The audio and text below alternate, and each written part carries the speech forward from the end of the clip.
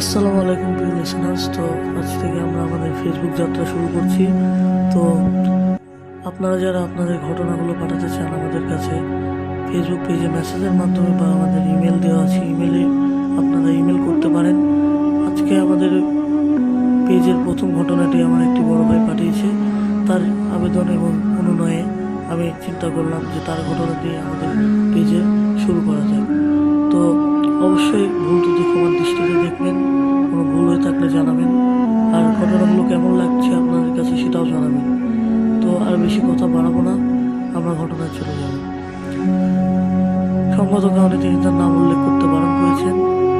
তো আমি ঘটনা পড়া শুরু করছি। আমাদের গ্রামের এক কোণে একটা পুরনো বাড়ি ছিল। বাড়িটা প্রায় সবাই ভুলেই গিয়েছিল। ভেঙে গিয়েছিল ছাদের এক অংশ, দেওয়ালগুলো ফাঁকা, জানালাগুলো বন্ধ ছিল অনেক বছর ধরে। একদিন রাতে আমি আর আমার বন্ধু রমেশ ঠিক করলাম ওই বাড়িটা দেখে আসবো। সবাই বলতো ওই বাড়িতে রাতের বেলায় অদ্ভুত শব্দ শোনা যায়, কেউ সেখানে এক রাতও কাটাতে সাহস পায় না। আমরা দুপুর 2টা নাগাদ বাড়ির পাশে গিয়ে দাঁড়ালাম। গেটটা খোলা ছিল। ভেতরে ঢুকলাম, পায়ের নিচে মাটির গন্ধ, জানালার কাঁচ ভেঙে গিয়ে মেঝেতে পড়েছিল।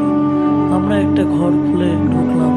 ঘরের মাঝখানে পুরনো একটা পালঙ্ক ছিল, তার উপরে একটা বড় ধূসর চাদর, যা দেখে মনে হচ্ছিল কয়েক দশক আগে রাখা হয়েছে। রমেশ হঠাৎ চাদরটা সরাল। তখনই আমি দেখতে পেলাম দেওয়ালের মধ্যে এক টুকরো লেখা ছিল। লেখাটা ছিল, আমি এখনো রয়ে গেছি, তুমিও আসবে। আমরা ভয় পেয়ে গেলাম। ঘরটা খুলে দেখলাম, কিন্তু কিছুই খুঁজে পেলাম না। হঠাৎ রমেশ বলে উঠল, চল আমরা এখান থেকে চলে যাই। কিন্তু আমি এক পা পিছনে হঠাৎ সাথে সাথে সেই পুরনো পালকের উপর কিছু নড়চড় হলো। আমরা ছুটে বেরিয়ে এলাম। বাড়ির গেট বন্ধ ছিল। আমাদের কিছু বোঝার আগেই গেটটা একাই খুলে গেল। কিন্তু আমি লক্ষ্য করলাম আমার পিছনে কিছু ছিল, একটি পুরনো মুখ, মেঘলা চোখ। সে কেবল তাকিয়ে ছিল, আর একটা শব্দ শোনা গেল, তুমি চলে গেছো, কিন্তু আমি এখানে আছি।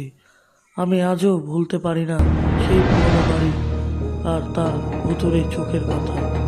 তো প্রিয় লিসেনার্স, ঘটনাটা অনেক ছোট হলেও ভালো লেগেছে নাকি আপনাদের কাছে সেটা অবশ্যই জানাবেন। এটা আমার একটা ভাইয়া পাঠিয়েছেন তার মতো করে, তো আমি পড়ে শোনালাম। তো যারা ঘটনা পাঠাতে চান তারা আমাদের পেজে বা ইমেলে পাঠাতে পারেন, আমি আবারও বলে দিচ্ছি। আর ভুল ত্রুটি অবশ্যই ক্ষমার দৃষ্টিতে দেখবেন। আপনারা বললেই আমরা শিখতে পারবো, আর আপনাদের সাপোর্টই আমাদের অনুপ্রেরণা দেয়। তো বেশি কথা বলবো না গাইস, ধন্যবাদ। সবাই ভালো থাকবেন এবং দেখা হচ্ছে পরবর্তী ঘটনায়।